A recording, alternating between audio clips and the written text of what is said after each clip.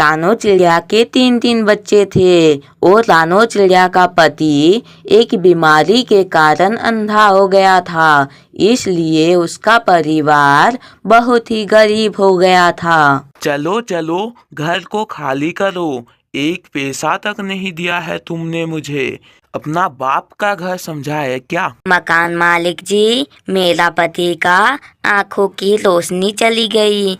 मैंने जितना भी पैसा जमा करके रखा था वो भी उसके इलाज में खत्म हो गए। मैं अब अपने छोटे छोटे बच्चों को लेकर कहाँ जाऊंगी? तुम कहाँ जाओगी? मुझे क्या लेना?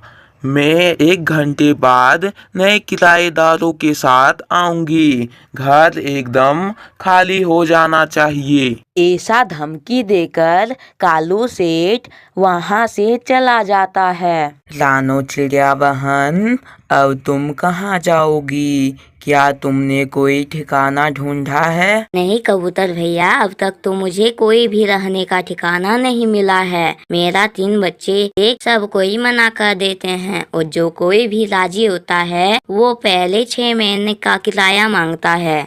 मैं भला इतना पैसा कहाँ से लाऊं? मेरा एक तोता दोस्त है जो मेरे कहने पर आपको रख लेगा और वो पहले घर का किराया भी नहीं लेगा, लेकिन उसका पत्नी बहुत खड़ूस है। वो महीना पूरे होते ही घर का किराया बिजली का बिल के साथ मांगेगी। कबूतर भैया, आप मुझे उस तोते के घर ले चले।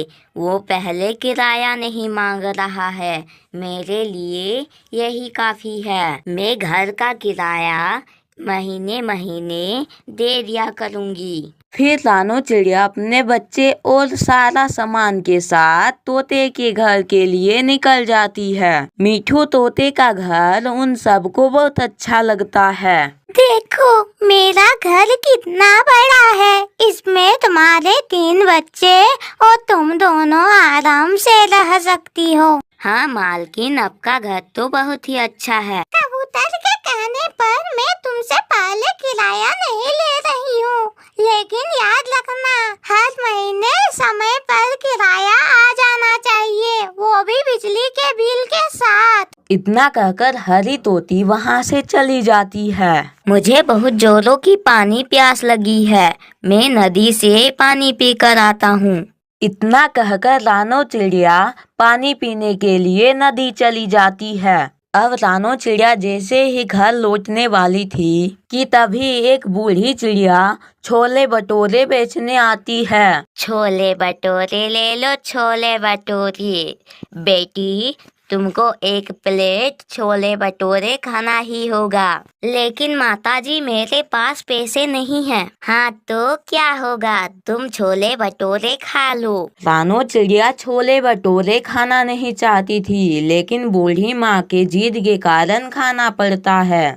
माँ जी, आपके छोले भटूरे तो बहुत ही स्वादिष्ट है। क्या आप भी मुझे छोले भटूरे बनाना सिखाएंगी? हाँ हाँ बेटी, क्यों नहीं। दूसरे दिन बूढ़ी माँ जी रानो चिड़िया को छोले भटूरे बनाना सिखाती है। रानो चिड़िया छोले भटूरे बनाकर दूसरे जंगल चली जाती है और वहाँ छोले भटूरे बेचने लग जाती है। छोले भटूरे बेचने के कारण रानो चिड़िया का अच्छी खासी कमाई होती है।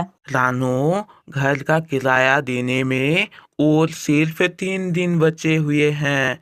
क्या तुमने पैसा जमा करके रखा है? हाँ जी, मैं 500 रुपए जमा करके रखी हूँ। 500 रुपए?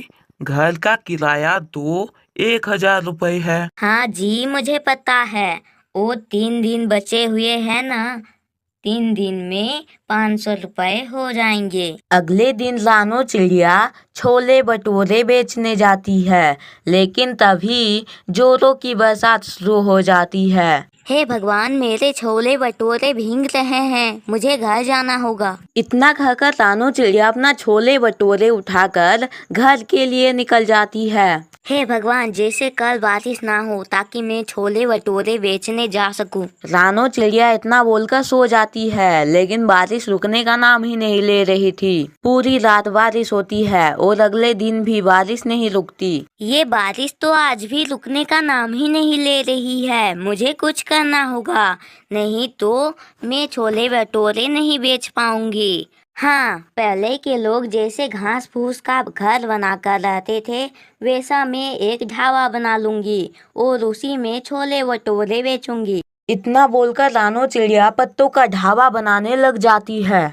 कुछ देर के मेहनत के बाद रानू चिड़िया का ढाबा तैयार हो जाता है, जिसके बाद रानू चिड़िया अपने तीनों बेटी को ढाबे में ले आती है और छोले भटूरे बेचने लग जाती है। रानू चिड़िया के गरम गरम छोले भटूरे की खुशबू दूर दूर तक जाती है, जिससे बहुत सारा ग्राहक आते हैं। ऐसे ही रानू चिड़िया छोले भटूरे बेचकर बहुत अमीर बन जाती है और एक नया घर भी खरीद लेती है और खुशी खुशी रहने लगती है। सुंदरवन के जंगल में रानू चिड़िया अपने 2 बच्चों के साथ रहा करती थी। रानू चिड़िया अपने छोटे से बगीचे में खेती करती थी और उसी से रानू चिड़िया का गुजारा चलता था। एक दिन रानू चिड़िया अपने घर के बाहर अपने दोनों बच्चों के साथ खेल रही थी। तभी रानू चिड़िया को आसमान में मंडलाती एक खतरनाक चील दिखाई पड़ता है, जिसे देख रानू चिड़िया बहुत डर जाती है।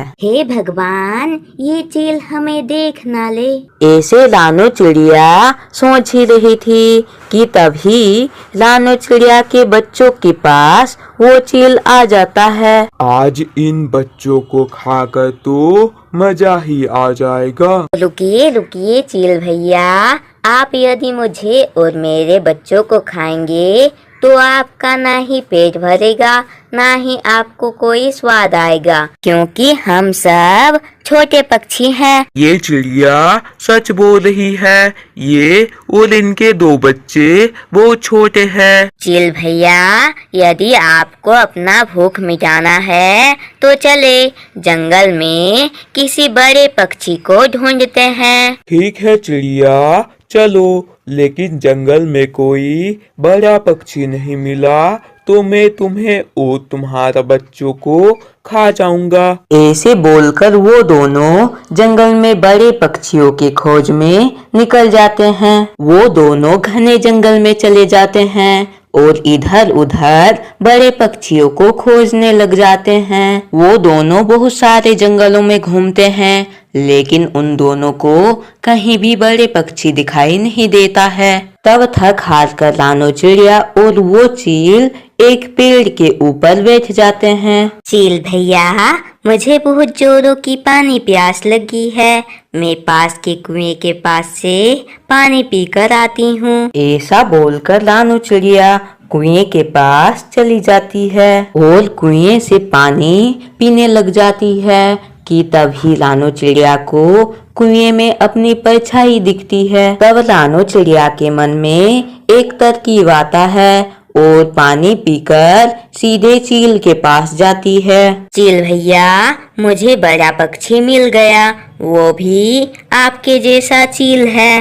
वो चील कुएं में छुपे हैं, आप जल्दी से जाकर उस चील को मार कर खा जाएं। रानू चिड़िया के इतना बोलते ही वो चील कुएं की तरफ चला जाता है। जब वो चील कुएं के पास पहुंचकर कुएं के नीचे पानी को देखता है, तब उस चील को अपना ही परछाई दिखाई पड़ता है। तब वो चील अपना परछाई को देखकर बिना कुछ सोचे समझे कुएं में कूद जाता है, लेकिन कुएं के अंदर कोई बड़ा पक्षी नहीं मिलता। लेकिन कुएं में पानी होने के कारण चील का पंख पूरी तरह से भीग जाता है और वो चील कुएं में डूबकर मर जाता है और रानू चिड़िया अपने दोनों बच्चों के साथ खुशी खुशी रहने लगती है। बहुत समय पहले की बात है। एक जंगल में रानो नाम की एक चिड़िया रहती थी। रानो चिड़िया बहुत ही मेहनती थी। आजकल जंगल में गर्मी का मौसम चल रहा था, इसीलिए जंगल के सभी चिड़ियाओं को दाना लेने के लिए दूर जाना पड़ रहा था। मुझे बहुत भूख लगी है, मैं जाकर दाना लेकर आती हूँ। ऐसा बोलकर रानो चिड़िया दाना लेने के लिए चली जाती है। रानो चिड़िया बहुत दूर तक जाती है, लेकिन उसे दाना कहीं भी नहीं मिलता। तब रानो चिड़िया और भी आगे जाती है। तभी रानो चिड़िया को कुछ दाना मिल जाता है। तब रानो चिड़िया उस दाना को उठाकर अपने घर की तरफ निकल जाती है। मेरा भूख के कारण तो बुरा हाल हो रहा है।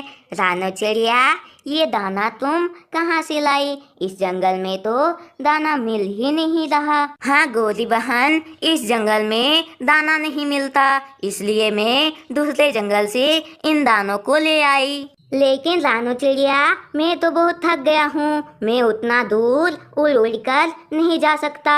गोरी बहन, तुमको यदि दाना चाहिए तो उतना दूर तो जाना ही पड़ेगा। ऐसे बोलकर रानो चिड़िया वहाँ से चली जाती है और गोरी कभी आसपास में दाना ढूंढने के लिए लग जाती है। तभी कुछ दूर जाने पर गोरी कवि को कुछ दाना पड़े हुए मिलते हैं। रानो चिड़िया तो मूर्ख है, इतना दाना यहाँ पर रहते हुए भी वो दूसरे जंगल दाना लेने गई थी। ऐसा बोलकर गोरी कवि उन दाना को लेने के लिए जाती है, लेकिन गोरी कवि को नहीं पता था कि पेड़ के पीछे एक चील बैठा हुआ है। जैसे ही गोरी कवि दाना लेने के लिए जाती है, तभी वो चील एक जाल गोरी कवि के ऊपर फेंक देती है। मैं कितना देर से भूखी प्यासी अपना शिकार का इंतजार कर रहा था, और अभी यदि फंसा तो वो भी काली कौवी। लेकिन कोई बात नहीं, आज मुझे बहुत जोरों की भूख लगी है, आज मैं इसे ही पकाकर खा जाऊंगी। नहीं नहीं चिल्ली, मैं बहुत पतली हूँ, इससे अच्छा आप एक मोटी चिड़िया को पकड़ लीजिए। मुझे खाने में भी कोई स्वाद नहीं आएगा। हाँ, मैं अपना हाथ में आया शिकार को कभी नहीं छोड़ता। ऐसे बोलकर वो चील गोरी कवि को पकाने के लिए लकड़ी इकट्ठा करने लग जाती है। रानो चिड़िया, क्या तूने गोरी कवि को देखा है? वो सुबह से गायब है, अभी तक घर वापस नहीं आई। हाँ कालू भैया, मैं जब दाना लेकर आ रही थी तब गोरी दाना लेने के लिए पहाड़ी की तरफ जा रही थी। ये सुनकर कालू कौवा तुरंत पहाड़ी की तरफ निकल जाता है। वहां जाकर वो देखता है कि गोरी कवि जाल में फंसी हुई है और दुष्ट चील गोरी कवि को पकाने की तैयारी में लगी हुई है। तभी कालू कौवा उस चील के पास जाता है और बोलता है, चील दी, आपने बहुत अच्छा किया कि पकाने के लिए मेरा पत्नी गोरी कवि को लिया। वो मुझसे बहुत लड़ाई करती है। ओ जी, ये आप क्या बोल रहे हैं? मैं तो आपसे कभी भी झगड़ा नहीं किया हूँ। मुझे पता है गोरी कवि, तुम अभी चील दी के सामने झूठ बोल रही हो, लेकिन चील दी, आप इसके बातों में ना आए। और हाँ, हम पक्षियों को पकाने के लिए एक सीक्रेट मसला होता है, उसे मैं अभी लेकर आती हूँ, उससे और भी स्वादिष्ट बढ़ जाएगा। हाँ कालू, तुम उस मसला को ले आओ, उसके बाद मैं तुमको थोड़ा बहुत चखने के लिए दे दूंगा। जी चील दी, मैं अभी गया और अभी आया। ऐसा बोलकर कालू कौवा जंगल की तरफ निकल जाता है और कुछ जहरीले पत्ते लेकर चील के पास आता है और उसमें उन जहरीले पत्तों को मिला देता है और बोलता है, चील दी, आप मेरा पत्नी को इसमें डालने से पहले आप स्वाद चेक कर ले कि अच्छे से नमक हुआ है या फिर नहीं। जिसके बाद चील चेक करने लग जाता है। जैसे ही चील चेक करता है, तभी उसका जहर पानी पीने के कारण मौत हो जाता है और कालू कौवा खुशी खुशी अपना पत्नी गोरी को लेकर वहां से चला जाता है। इस कहानी से हमें सीखने के लिए मिलता है कि हमें कठिन समय पर घबराना नहीं चाहिए और अपने बुद्धि से काम लेना चाहिए।